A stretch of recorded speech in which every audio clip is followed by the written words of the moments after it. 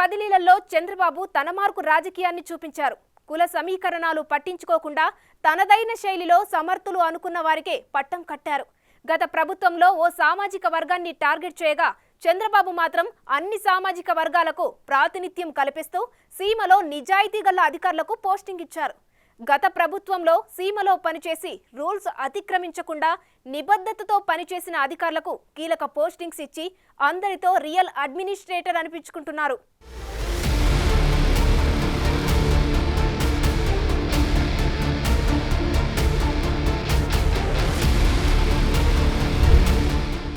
ఎస్పీల బదిలీలు ఏకపక్షంగా ఉంటాయన్న వారికి పోస్టింగ్స్తో తగిన సమాధానమిచ్చారు సీఎం చంద్రబాబు నాయుడు.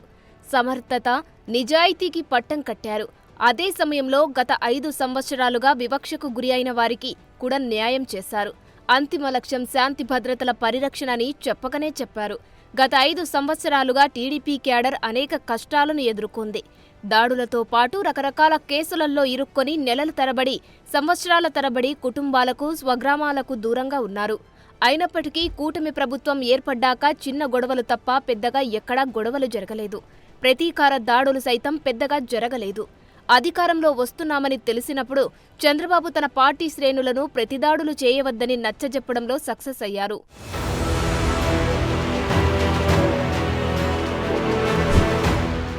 ఆ క్రమంలో నెల రోజుల పాటు ఎస్పీల బదిలీలు జరగకపోవడంతో చాలా చోట్ల చంద్రబాబు మారలేదు, పాత చంద్రబాబే అనుకున్నారు.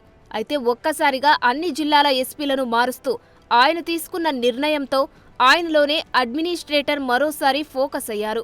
ముఖ్యంగా సీమ జిల్లాలకు సంబంధించి తిరుపతి లాంటి కీలక స్థానంలో తెలంగాణ నుంచి వచ్చిన సుబ్బరాయుడికి అవకాశం కల్పించారు. చంద్రబాబుకు పర్సనల్ సెక్యూరిటీ ఆఫీసర్గా సుబ్బరాయుడు 2014 నుంచి 2019 వరకు పనిచేశారు. తర్వాత సుబ్బరాయుడు తెలంగాణకు వెళ్లారు. సామాన్య మధ్యతరగతి కుటుంబానికి చెందిన సుబ్బరాయుడికి సమర్థవంతమైన నిజాయితీ కలిగిన అధికారిగా పేరు ఉంది. దీంతో పాటు ఎప్పుడు వివాదాల జోలికి పోలేదు. నిరంతరం స్వంత గ్రామానికి ఏదో చేయాలనే తపన ఉన్న సుబ్బరాయుడు గతంలో చంద్రబాబు వద్ద పనిచేసినప్పుడు తన గ్రామానికి హంద్రీనీవా నీరు తెచ్చి నీటి సమస్య తీర్చారు. సొంత ఊరిని మర్చిపోని సుబ్బరాయుడుపై చంద్రబాబు విశ్వాసం చూపించారు. ఆయనకు అదనంగా రెడ్ శాండిల్ టాస్క్ ఫోర్స్ బాధ్యతలు అప్పగించారు. మరోవైపు చిత్తూరు జిల్లా ఎస్పీగా ఎన్నికల కమిషన్ బదిలీ చేసిన వివిఎన్ మణికంఠ చందోలుకు పోస్టింగ్ ఇచ్చారు.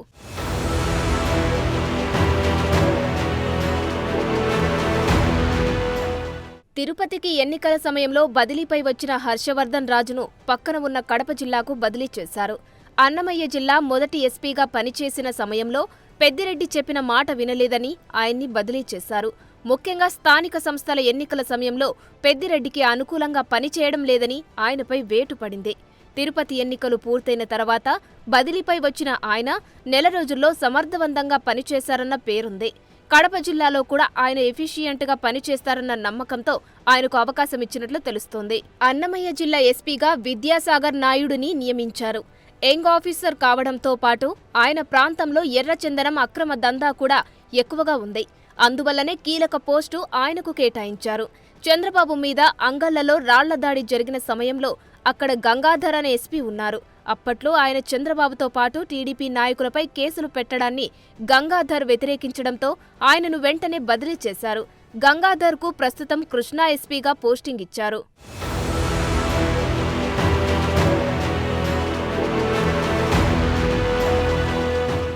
అనంతపురం జిల్లా ఎస్పీగా మురళీకృష్ణకు పోస్టింగ్ ఇచ్చారు. గతంలో తిరుమల తిరుపతిలో పనిచేసిన అనుభవం ఆయనకు ఉపయోగపడనుంది. దీంతో పాటు ఎక్కడా వివాదాస్పదంగా వ్యవహరించకపోవడం కూడా కలిసి వచ్చింది. అనకాపల్లి ఎస్పీగా ఎన్నికల సమయంలో ఆయన పనితీరు ఆయనకు కలిసి వచ్చింది.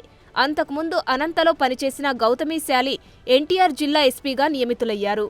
సత్యసాయి జిల్లా ఎస్పీగా పనిచేసిన మాధవరెడ్డి ఎన్నికల సమయంలో నిష్పక్షపాతంగా పనిచేశారన్న పేరుంది. ముఖ్యంగా హిందూపురం, పెనుకొండ, ధర్మవరం, రాప్తాడు నియోజకవర్గాల్లాంటి సమస్యాత్మక ప్రాంతాలలో ఎలాంటి గొడవలు లేకుండా చూశారు.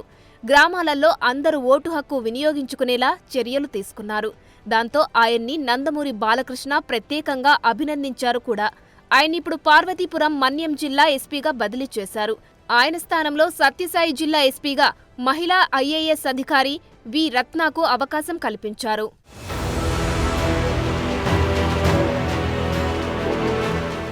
సమస్యాత్మక కర్నూలు జిల్లా ఎస్పీగా యువ ఐపీఎస్ అధికారి బిందు మాధవ్కు అవకాశం కల్పించారు.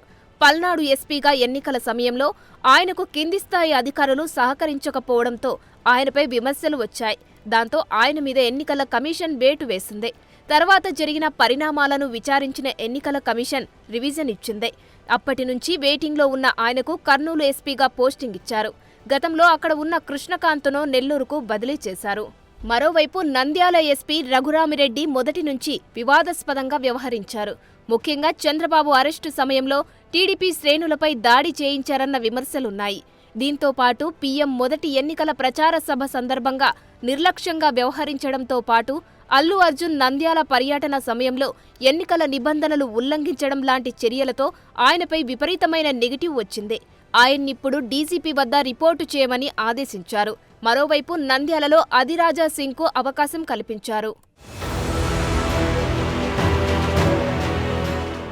మరోవైపు టీటీడీలో సీవీఎస్ఓగా పనిచేసిన నరసింహ కిషోర్కు తూర్పుగోదావరి జిల్లా ఎస్పీగా నియమించారు. అప్పటి టీటీడీ జేఈఓ ధర్మారెడ్డికి నమ్మిన బంటుగా పనిచేసిన నరసింహ కిషోర్కు అలాంటి పోస్టింగ్ ఇవ్వడం వెనుక బలమైన కారణం ఉంటుందని అంటున్నారు. అయితే తిరుమలలో నరసింహ వైఖరిని చూసిన వారిలో మాత్రం అది చర్చనీయాంశంగా మారింది. మొత్తం మీద సీమలో ఎస్పీల బదిలీల్లో చంద్రబాబు మార్కు కనిపించిందన్న అభిప్రాయం వ్యక్తమవుతోంది.